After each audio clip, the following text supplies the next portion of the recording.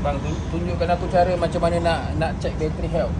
Okey. Aku punya kereta pagi ni meragam. Aku ni nak kena pergi Seremban. Bateri merajuk pagi-pagi. Tak pasal-pasal pinjam jiran sebelah rumah. Jumper.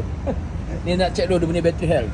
Bateri tahun 2023. Bang, bateri Amarok ni biasa boleh tahan berapa lama?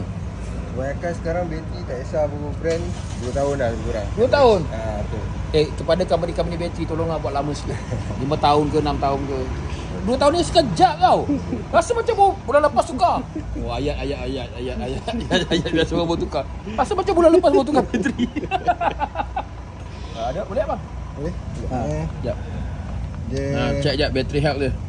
CCA dia berapa bang? CA dia 350 bang. 350 mana kau tahu 350 bang? Dia ikut saiz bang. Saiz. Macam ni Dia saiz 60. saiz 60 350, kalau saiz 90 Kalau saiz 60 350. Kalau saiz 70 450 kat atas lah. nampak. CCA ni penentu. Oh!